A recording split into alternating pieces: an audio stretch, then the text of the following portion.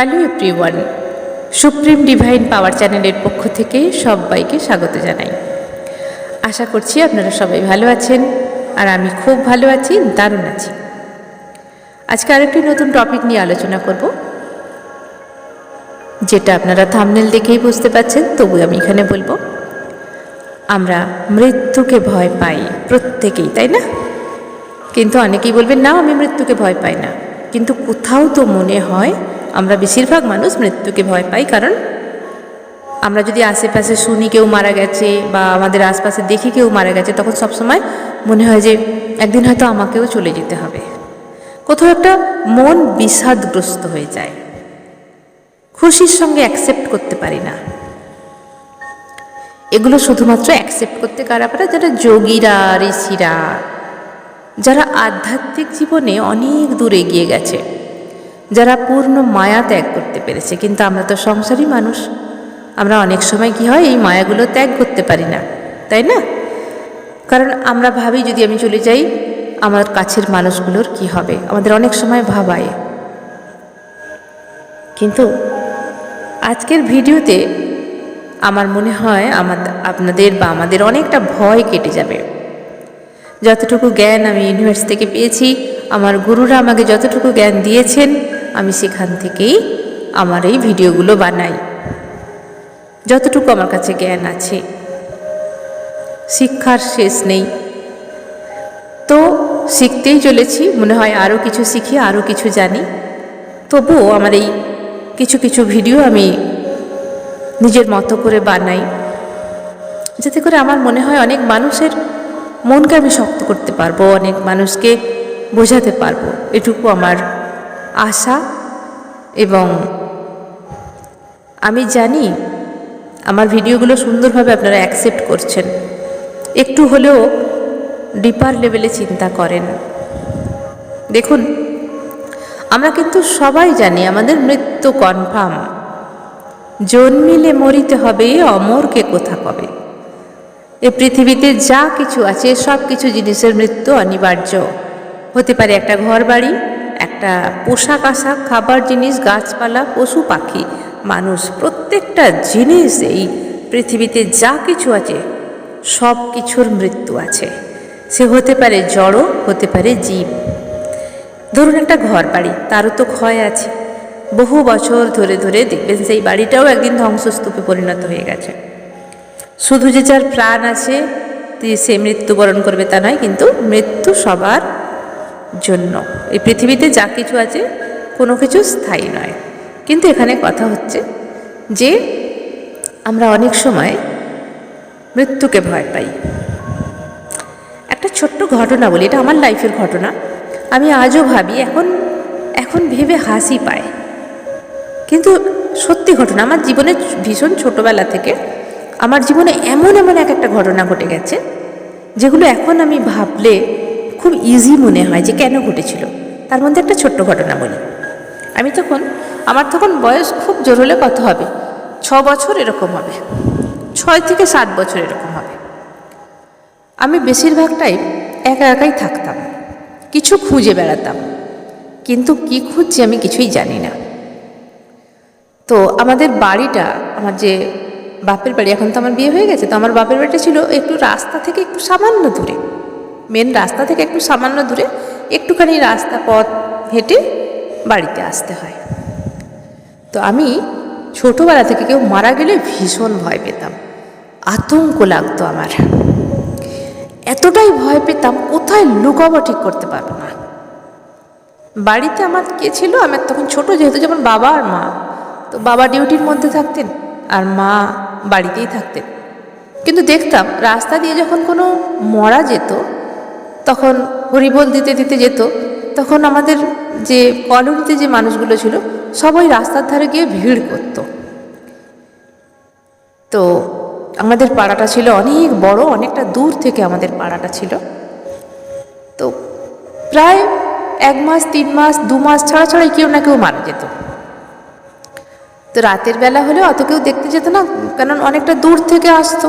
আর পাড়ার হলে তো সেখানে তো মানুষ যাবেই, কিন্তু যখন দূর থেকে মরাগুলো ওই রাস্তা দিয়ে যেত, তখন দিনের বেলা হলেই সব দৌড়তো দেখতে। মুশকিলটা সেখানেই। যখনই ওই আওয়াজ হবে আমি তো জানবো আমার মা যাবে দেখতে।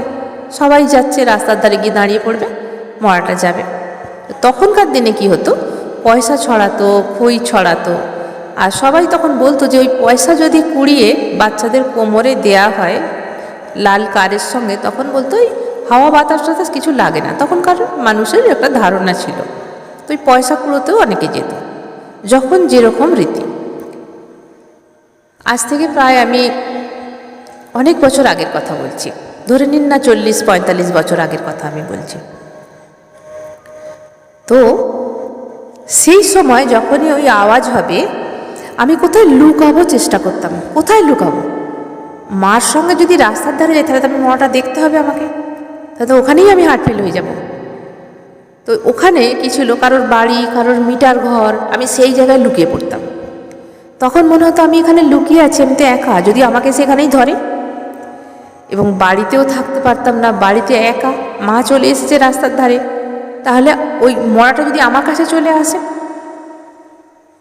তো তখন আমি খুব ভয় পেতাম। মাকে বলতাম তুমি যাবে না, মা বললো কিচ্ছু হবে না, মারা গেছে। তখন আমাকে একটা পিঁপড়ে মেরে দেখাতো, বোঝাতো, একটা মাছকে মেরে দেখাতো যে দেখ মাছটাকে যখন আমি কাটছি মরে গেছে, তো এর কোনো আর অস্তিত্ব নেই। একটা পিঁপড়ে মরে গেলে এর কোনো অস্তিত্ব নেই, সেরকম মানুষ মরে গেলেও এর কোনো অস্তিত্ব নেই। কিন্তু আমাকে সেই ভয় থেকে বের করা খুব মুশকিল ছিল, কারণ আজ আমি নিজে ফিল করি। তো এই যে ভয়, এই ভয়টা থেকে আর একটা ডিপার লেভেলে ভয় আমি চলে গেলাম। মানে অ্যাকচুয়ালি কোমার আগের অবস্থায় আমি চলে গেলাম। একটা সময় এসেছিল, কিন্তু শুধুমাত্র নিজেই ট্রাভেল করেছি, কাউকে বুঝতে দিতাম না। শুধুমাত্র মাকে জিজ্ঞাসা করতাম, মা মানুষ মরে গেলে পুড়িয়ে দেয়, তার লাগে না? মা বলতো না, মারা গেলে কেন লাগবে, মারা গেলে আর লাগে না। তখন আবার ওই পিঁপড়ে মারতো, পিঁপড়ে যখন মরে যেত তখন আমাকে ডেকে দেখাতো, দেখ এই পিঁপড়েটা তো মারা গেছে, একে তুই যতই মারিস আর লাভ হবে না। আমি যে একে পুড়িয়ে দিলেও লাগবে না, বলছেন না। কত কি কৌতূহল হতো। এবারে আমার মনের ভেতরে ওই ডাউটটা ক্লিয়ার হতো না কিছুতেই। আমি তখন ভাবতাম, তখন ওই ছোটো বয়সেই আমি ভাবতাম যে আমি যখন এখানে এসেছি তখন সব মানুষকেই মারা যেতে হবে, সব মানুষই মারা যাবে, তাহলে আমাকেও তো একদিন মারা যেতে হবে। আমি তখন পরীক্ষা করতাম একটা মোমবাতি জেলে, বা তখনকার দিনে কি হতো, তখন ইলেকট্রিসিটি ছিল না আমাদের এখানে, তখন ওই হ্যারিকেন, লম্ফ এগুলো ছিল। আমি তখন নয় দেশলাই দিয়ে ওগুলো জ্বালাতাম, আর হাতের আঙুলটা কাছে নিয়ে গিয়ে একটুখানি পোড়াবার মতো করে ছ্যাঁকা লেগে যেত, খুব জ্বালা করতো, খুব জ্বালা করতো, কিন্তু কাউকে কিছু বলতাম না, নিজের ফিলিংস আমি নিতাম নিজে নিজেই। তখন আমি ভাবতাম, তাহলে আমি যখন মারা যাব আমার এই পুরো বডিটাকে তো জ্বালিয়ে দেবে, তার মানে আমার কত যন্ত্রণা হবে। বিশ্বাস করবেন না, ওই বয়সে ওই জ্যান্ত অবস্থায় আমি পুড়তে যে কষ্ট, সেই কষ্ট আমি ফিল করেছি। আমি কাউকে বলতে পারতাম না, আত্মযন্ত্রণায় ছটফট করেছি বিছানার মধ্যে। তখন আমি ভাবতাম আমার কিচ্ছু করার নেই, কেউ আমাকে বাঁচাতে পারে না, আমাকে পোড়াবেই পোড়াবে, কারণ আমাকে তো মরতেই হবে। ওইটুকু বয়সে আমি ভাবতাম আমাকে তো মরতেই হবে, তাহলে আমি এলাম কেন এই পৃথিবীতে, আমার জন্ম কেন হলো, এখন কোথায় যাব আমি, কারণ আমাকে পুড়িয়ে দেবে। আমাকে পোড়ালে আমার খুব লাগবে, আমি হাতটা পুড়িয়ে দেখেছি, আঙুলটা পুড়িয়ে দেখেছি, খুব যন্ত্রণা হচ্ছে, আমার গোটা বডিটা আমাকে পুড়িয়ে দেবে। সে পোড়াবার কত জ্বালা তাহলে আমার হবে, আমার কত কষ্ট হবে। কারণ তখন আমার সেই জ্ঞানটা ছিল না যে বডি থেকে প্রাণটা বেরিয়ে গেলে সত্যিই কারোর আর লাগে না। আমার মা আমাকে বুঝিয়েছিল, কিন্তু আমি তো তাকে এই ঘটনাটা বলিনি যে আমাকেও পুড়িয়ে দেবে, আমার লাগবে। মাকে বলতাম তুমি যদি মারা যাও তোমাকেও পুড়িয়ে দেবে, বলতো হ্যাঁ। আমি যদি মারা যাই আমাকেও পুড়িয়ে দেবে। আমি বলতাম তোমার লাগবে না, বলছে না আমার লাগবে না। তারপরে আর বেশি কিছু বলতো না। মা বলতো তোর খালি এরকম এরকম কথা। কিন্তু সেই এক চিন্তায় আমি ছটফট করতাম, রাতে ঘুমাতে পারতাম না, দুপুরে শুতে পারতাম না। যখনই কোনো মরার আওয়াজ হবে তখনই আমার ভেতরে ওই কষ্টটা আসতো, আর আমি কাউকে বলতে পারতাম না। কারণ আমাকে সবাই বলতো, যদি বলতে যেতাম আমার মায়ের মতো একটাই অ্যান্সার দিত, মারা গেলে তার আবার লাগে নাকি। আর আমি কোনোদিনও সেই সময় কোনো মানুষ মারা গেছে, কাছের মানুষ অনেকজন গেছে পাড়ায়, আমি তাদের গায়ে টাচ করেও দেখিনি। একবার মনে হয়েছিল চিমটি কেটে একবার দেখব, যদি লাগে তাহলে নিশ্চয়ই নড়বে। আর কোনোদিনও শ্মশানেও যাওয়া হয়নি যে দেখিনি। একবার গিয়েছিলাম সাহস করে, কিন্তু খুব কাছে যেতে পারিনি, অনেক দূর থেকে দাঁড়িয়েছিলাম, কিন্তু যখন আগুনটা ধরাবার প্রসেসিং হচ্ছিল আমি চলে এসেছিলাম। গঙ্গার ধারে এসে ঘাটে বসেছিলাম। আমার সাথে যারা গিয়েছিল তারা বললো, তোর কি হলো, হঠাৎ চলে এলি? আমি বললাম, আমার কিছু হচ্ছে না, আমি একা থাকতে চাই। তো আমি সেই কথাটা তো বলে বোঝানো যাবে না। ধরুন আমি জ্যান্ত আছি, এই সময় আমার পুরো গায়ে আগুন ধরিয়ে দিল, যে কষ্টটা আমি সেই সময় ফিল করেছিলাম যে আমার এতটা কষ্ট হবে, তখন আমার যেন মনে হচ্ছে আমার যাওয়ার কোনো জায়গা নেই, কারণ আমাকে মরতেই হবে। আমি যখন এসেছি আমাকে মরতেই হবে, যাওয়ার কোনো জায়গা নেই। আর জন্মটা যে হয়ে গেছে তাকে তো আমি অ্যাকসেপ্ট আমাকে করে নিতে হয়েছে না। যদি জন্ম হতো তো তার সেই জন্ম না হওয়াটা তো আমার প্রসেস জানা নেই। বাবা মা তো আমাকে জন্মই দিয়ে দিয়েছে, কিন্তু কোথা থেকে আমার এই এত তীব্র যন্ত্রণা আমার ব্রেন পর্যন্ত অ্যাট্রাক্ট করেছিল, কিন্তু কখনো কাউকে বলতে পারিনি যে আমার ভেতরে এত কষ্ট, এত যন্ত্রণা। আমি সেই সময় প্রায় 1 বছর আমি সহ্য করেছিলাম। তারপরে আর জানি না কখন কিভাবে ভুলে গেলাম, হয়তো একটু বড় হয়েছিলাম, তারপরে হয়তো কোনো কিছু কারণে কবে ভুলে গিয়েছিলাম আমি তা জানি না, কিন্তু মাঝে মাঝে আবার মনে পড়তো। তারপরে আর অত কিছু হতো না, তারপরে আর ভাববার টাইম পাইনি। পড়াশোনা, তারপরে বড় হওয়া, খেলাধুলা, বিয়ে হয়ে যাওয়া, সংসার, ধীরে ধীরে বুঝতে শিখলাম। তো মৃত্যু যন্ত্রণা অনেকভাবে মানুষকে কষ্ট দেয়। অনেকেই ভাবে একদিন না একদিন তো চলে যেতেই হবে, কিসের বন্ধন, কিসের মায়ের বন্ধন। তো আজকে বলবো, আমরা প্রত্যেক দিন একটু একটু করে মারা যাচ্ছি, সেটা আমরা কেউ লক্ষ্যই করি না। কিভাবে মারা যাচ্ছি দেখুন, আছে আপনার কাছে সেই জিনিস, নিশ্চয়ই অনেক বাড়িতে আছে। আপনার যদি ছোটোবেলার ফটো থাকে বের করুন, দেখুন। আজকে কোনোদিন হয়তো দেখাই হয়নি, ফটোটা বের করে দেখুন। আপনার হয়তো অন্নপ্রাশনের সময় ফটো তোলা আছে, 6 মাস 7 মাস বয়স বা তারও আগের আছে, তারপর ধরুন 1 বছরের আছে, 2 বছরের আছে। ওই ফটোগুলো পরস্পর বসানো। আপনি যখন হয়েছিলেন, জন্ম নিয়েছিলেন, তখন একরকম ছিলেন, তারপরে 6 মাস বাদে আর একরকম রূপ, তারপরে 1 বছর আবার একরকম রূপ, 2 বছর একরকম রূপ, 5 বছর একরকম রূপ, ধীরে ধীরে 10, 12, 18, 20। আজকে আপনার যা এজ, সেই ছোটোবেলার সঙ্গে কি ম্যাচ আপ হবে?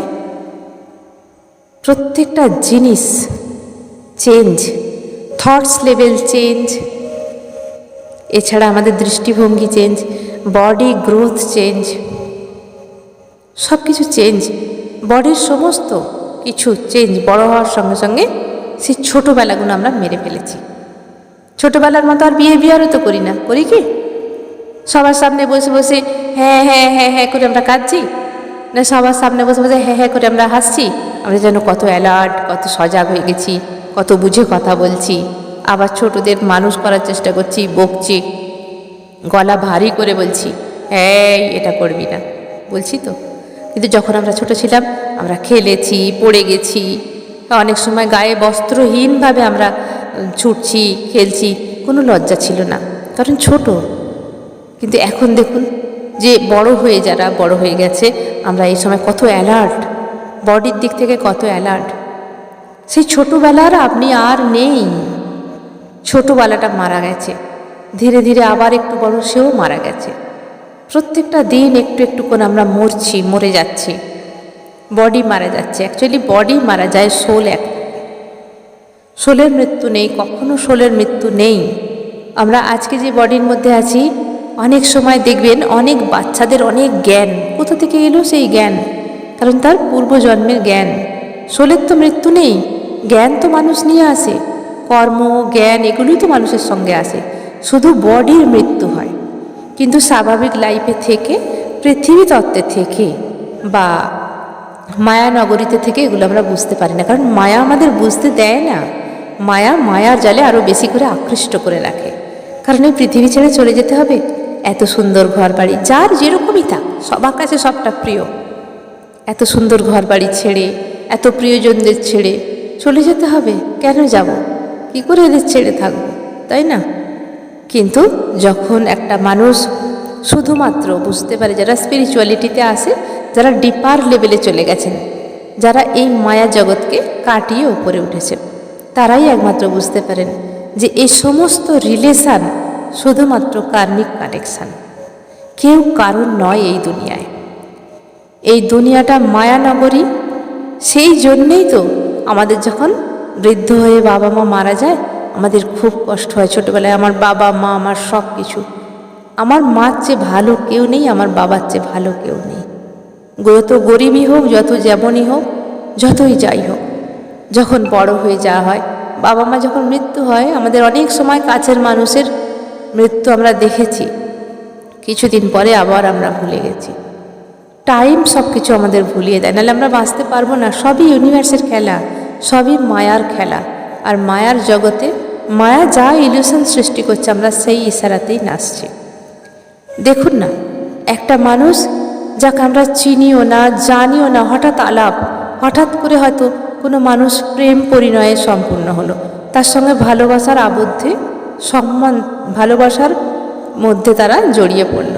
কত আবেগ, কত টান, কত মায়া, যেন সবার থেকে তার উপর সব কিছু ডিপেন্ড করা, তার উপর সব কিছু দিয়ে দেয়া। তখন আর পৃথিবীতে কাউকে ভালো লাগে না, না বাবা মা ভাই বোন কেউ নয়, সেই সব কিছু আপন। তাকে সব কথা বলা যায়, তার সঙ্গে সারাটা দিন টাইম স্পেন্ড করা যায়, তার কাছে হাসা যায়, তার কাছে কান্না করা যায়, তার কাছে সব কিছু করা যায়, সেই জন্য একমাত্র আপন। তাহলে তাকে তো আমরা চিনিও না জানিও না, হঠাৎ পরিচয়, হঠাৎ ভালো লাগা, সেটাই আবার ভালোবাসায় পরিণত হয়ে যায়। সব কিছু যেন তার জন্য, এই পৃথিবীটাই সৃষ্টি হয়েছে যেন তার জন্য, মানে আমার জন্য তার, দুজনের জন্য দুজনের। এক্সাম্পল হিসাবে দিলাম। আবার দেখুন, ওই ভালোবাসাই যদি কখনো তিক্ততায় পরিণত হয়ে যায়, কেউ কারোর মুখ দেখবে না, নরকের সৃষ্টি হবে। তো এগুলোই তো মায়ার ইলিউশন।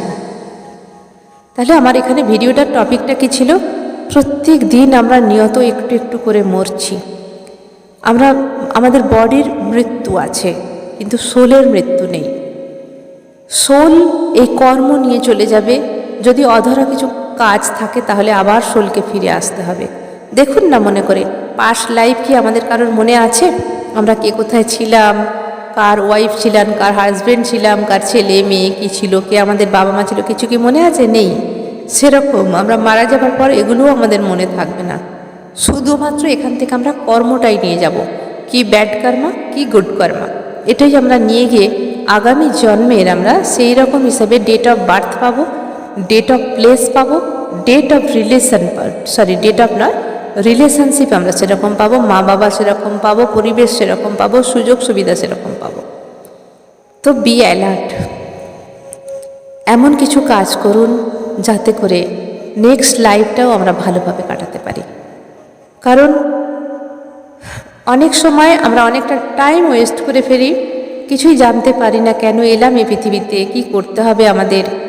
আমার বেশিরভাগ এখন এই ভিডিওগুলো এটাই চলছে যে আমরা কি পারপাসে এখানে এসেছি, সোল পারপাস কি আছে, মৃত্যু কি, জন্ম কি, স্বর্গ কোথায়, নরক কোথায়, এই হিসাবে আমি রিলেটেড ভিডিও দিয়ে যাচ্ছি। আবার কিছুটা টপিক চেঞ্জ হবে, অন্য ভিডিও আসছে। তো মোটামুটি অনেক রকমভাবে আমি ইউটিউবের মাধ্যমে বোঝাবার চেষ্টা করলাম। আমি জানি আপনারা অনেক ইন্টেলিজেন্ট, অনেক বুঝতে পারছেন, অনেকেই হয়তো অনেক কিছু জ্ঞান সংগ্রহ করেছেন, তবু আমার কাছে যতটুকু আছে ততটুকু এই ইউটিউবের মাধ্যমে মানুষের মধ্যে ছড়িয়ে দেয়া। তো এখানে ভয় পাওয়া উচিত নয়, কারণ আমাদের বডির মৃত্যু আছে, সোলের কিন্তু কোনো মৃত্যু নেই। আমরা শুধু কর্ম করতে এসেছি। সেই জন্যই তো দেখুন না, অনেক সময় কী হয়, বাবা মা বৃদ্ধ হয়ে যায়। যেই বাবা মা ছেলে মেয়েদের অনেক কষ্ট করে মানুষ করেছে, এখানে দোষ গুণ আমি কারোর দেখতে যাচ্ছি না, কার দোষ কারই আমি কিছু দেখতে যাচ্ছি না। শুধু বলছি একটা সময় ছেলেও তো পর হয়ে যাচ্ছে, মেয়েও তো পর হয়ে যাচ্ছে। কেন? সেই বাবা মা শুকনো হয়ে থাকলেও ছেলে ঘুরে দেখে না যে আমার মা বাবা কিছু খেয়েছে কিনা। আমাদের সমাজেই তো ঘটছে এগুলো। তাহলে বলুন, এই সম্পর্কগুলো কিসের সম্পর্ক? শুধু কার্মিক সম্পর্ক, কর্মের। যতটুকু কর্ম আপনার সঙ্গে আছে ততটুকুই আপনার সঙ্গে সম্বন্ধ থাকবে। তাই দিন থাকতে সতর্ক হন। যতদিন আমাদের আয়ু আছে আমরা গ্র্যাটিটিউড করব, আমরা সরি মেডিটেশন করব। কারোর ওপর কোনো কিছু যদি কাউকে দুঃখ দিয়ে ফেলি, কাউকে কষ্ট দিয়ে ফেলি, আমাদের তরফ থেকে আমরা ক্ষমা চেয়ে নেব, সরাসরি তার কাছে নয়, নিজের মন থেকে একলা বসে ভগবানকে সাক্ষী রেখে। এরও টেকনিক আছে, যারা শিখতে চান আমার সঙ্গে যোগাযোগ করবেন। নিজের কর্মকে ক্লিন করুন যত তাড়াতাড়ি সম্ভব, কারণ আমাদের কবে এই বডি ছেড়ে দিতে হবে আমরা নিজেও জানি না। আমরা তো ভাড়া ঘরে থাকি, এই বডিটা আমাদের ভাড়া ঘর। মালিক কখন এসে বলবে ঘর ছাড়তে হবে, তো ছেড়ে দিতে হবে, সময় দেবে না একদম। দিন থাকতে এই ঘরের মধ্যে থেকে সমস্ত কাজ কমপ্লিট করতে হবে। পেন্ডিং রাখবেন না, প্রত্যেক দিন রাতে এবং সকালে পরমাত্মার কাজ করুন। প্রত্যেক দিন রাতে ক্ষমা প্রার্থনা করুন। সারা দিনটা যেভাবে গেল, যদি কাউকে কিছু বলে থাকেন, কষ্ট দিয়ে থাকেন, অনেক সময় বাধ্যতামূলক হয়ে যায়, অনেক সময় অজানাই হয়ে যায়, ক্ষমা প্রার্থনা করুন ইউনিভার্সের কাছে। আর সকাল হলেই গ্র্যাটিটিউড করুন যা আছে আপনার কাছে সব কিছু নিয়ে, যতটুকু আছে আপনি কিভাবে আছেন সব কিছু নিয়ে খুশি থাকুন এবং গ্র্যাটিটিউড করুন। রেজাল্ট আসতে বাধ্য, রেজাল্ট আসবেই আসবে। 100% নয়, 1000% নয়, 1,00,000% গ্যারেন্টি আছে। করে দেখুন, আমার কথা বিশ্বাস করতে হবে না, নিজেরা অ্যাপ্লাই করুন, করে দেখুন। আমি যে কথাগুলো ভিডিওর মাধ্যমে নিয়ে আসছি, শুধু করে দেখুন, কিছুদিন করুন, একদিন নয়, কিছুদিন করে দেখুন, লাইফ চেঞ্জ হবেই হবে। তো ভিডিওটি ছিল যে মৃত্যুকে আমরা ভয় পাই, সেই ভয় মুক্ত হতে হবে। আমাদের মৃত্যু শুধুমাত্র বডির, আর এই বডিটা আমরা মায়া জগতে আছি, সবার সঙ্গে কানেক্টেড হয়ে আছি, তাই আমাদের এত কষ্ট, মায়ার ইলিউশনে আছি আমরা নিজেরা নিজেদের কর্ম করব, সবাইকে ইন্ডিপেন্ডেন্ট বানাবো। আমরা কি করি, ডিপেন্ডেন্ট বানিয়ে ফেলি। আমি ছাড়া ওর চলবে না, ও ছাড়া আমার চলবে না, সেই জন্যই আমরা কষ্ট পাই। যদি দেখি যে আমার ছেলেমেয়েরা বড় হয়ে গেছে, সবাই কাজকর্ম করছে, নিজেদেরটা নিজেরা করতে পারছে, তখন কি হয়, মনে হয় দায়মুক্ত, যাক ওরা ওদেরটা করতে পারছে, তখন হালকা লাগে যে যাই আমার এবার কবে মৃত্যু আসে আমি চলে যাব। অনেক বয়স্ক মানুষকে বলতে শোনা যায় না, আমার আর কি কাজ এখানে, এবার যেতে পারলেই বাঁচি, এরকম হয়তো বলে। তো ঠিক সেরকম আমাদের কবে সেই মালিক এসে বলবে ঘর ছাড়তে হবে, সেকেন্ড টাইম দেবে না, তা আমাদের আগের থেকে অ্যালার্ট হতে হবে। মৃত্যু নিয়ে ভয় পেতে হবে না, কর্ম ঠিক রাখুন, নিজের মতো করে পজিটিভ কর্ম করুন। আপনি যেই ধর্মেই থাকেন তাকে বিশ্বাস করুন, তার উপর নিজেকে সঁপে দিন, জানবেন তার ইচ্ছেতেই সব কিছু হচ্ছে। আমরা শুধুমাত্র আমাদের বডিটা ওয়ার্ক করছে, ইচ্ছে কিন্তু তার, আমাদের ইচ্ছেই কোনো কিছু হয় না। আর তার উপর সঁপে দিলে সেই আপনাকে ভালো পথে নিয়ে যাবে, ভালো কাজ করাবে, রাস্তা দেখাবে, সব কিছু সুন্দর করে দেবে সেই। কিন্তু মানতে হবে আমাদের কর্মফল আগেকার কি আছে। কষ্ট পেলেও সেই দিনে খুশি থাকুন, বলুন যে আমি হয়তো এরকম কোনো কাজ খারাপ করেছিলাম, তার ফল আমার আজকে মিলল। কষ্ট না পেয়ে খুশি থাকুন, কষ্ট পেলেও কষ্ট না পেয়ে খুশি থাকুন যে আমার একদিনের কর্ম রিলিজ হয়ে গেল, তাহলে দেখবেন অনেকটা স্বস্তি পাবেন। আর বডি প্রত্যেকটা দিন আমাদের মরছে, কারণ কালকে যে বডিটা আপনার ছিল আজকে আর তা নেই। Hormonal change, thoughts level change, কালকে একরকম হয়তো হাসি খুশি ছিলেন, আজকে দেখুন হয়তো মনটা একটু খিটখিটে হয়ে আছে, তো সব কিছু চেঞ্জ হয়ে যায়। কালকে বডির একটা টেম্পারেচার আলাদা ছিল, আজকে বডির টেম্পারেচার আলাদা। কালকে কিছু খেতে ইচ্ছা করছিল, আজকে কিছু খেতে ইচ্ছা করছে। তো প্রত্যেকটা দিন বডি কিন্তু মরে যাচ্ছে, সেল ড্যামেজ হচ্ছে, নতুন সেল গঠন করছে, সবই তো বডির মধ্যেই আছে, তাই না? তো এইভাবে বডির মৃত্যু আছে, আর বডিরই মৃত্যু হয়, আমাদের সোলের মৃত্যু হয় না। সোল আবার নতুন বডি নিয়ে নেয় আফটার ডেথ। তো এগুলো যতটা সহজ করে আমি বোঝালাম, সাধারণ মানুষের পক্ষে হয়তো এতটা সহজভাবে নিতে পারবেন না, তবু এটুকু বুঝতে শিখুন যে যেভাবে আমরা বডি লাভ করেছি, বডি পেয়েছি, সেইভাবে একদিন বডি ছাড়তেই হবে। প্রত্যেক দিন বডির মৃত্যু আছে, সোলের মৃত্যু নেই। সেই জন্য নিজেকে ভাবতে শিখুন, জানতে শিখুন। আপনি যে ধর্মেই থাকেন ঈশ্বর আল্লাহর সঙ্গে কানেক্টেড হন, একটু হলেও কানেক্টেড হন। যারা আমার এই ভিডিওটা বুঝতে পারলেন, আমি শান্তি পেলাম। যতক্ষণ না আমি বোঝাতে পারি আমার শান্তি হয় না। যারা একদমই কিছু বুঝতে পারলেন না বা ভাবতে পারছেন না যে কিভাবে সম্ভব, তাদের কাছে আমার অনুরোধ, চেষ্টা করুন, নিশ্চয়ই বুঝতে পারবেন। একটু একটু করে ভাবুন, কারণ আপনার মধ্যেই আছে ঈশ্বর, নিশ্চয়ই একদিন জেগে উঠবে, আপনিও বুঝতে পারবেন। আমাদের কাজ হলো যে পারপাস, আমাদের সেই পারপাসটা পূর্ণ করা এবং এগিয়ে চলা। কেউ কারণ নয় এ জগতে, শুধু মায়ার বন্ধন, কর্মের বন্ধন, আর কিছু না। কর্ম শেষ হলেই সবাইকে চলে যেতে হবে, এটা একটা নাট্যমঞ্চ। আমি এই কাজ করতেই এই পৃথিবীতে এসেছি, মানুষকে জাগাতে, প্রচার করতে, ইউটিউবের মাধ্যমে, টিচিংয়ের মাধ্যমে, যে কোনোভাবে আমার এই কাজ, আমার লাইফ পারপাস আমি পেয়ে গেছি। তাই বলবো, যারা আমার ভিডিওগুলো পছন্দ করছেন, যারা আমার ভিডিওতে স্পিরিচুয়াল ভিডিও বেশি থাকে, যারা শুনতে পছন্দ করছেন তারা শুনুন, যারা এগুলো মানেন না তারা স্কিপ করে যান।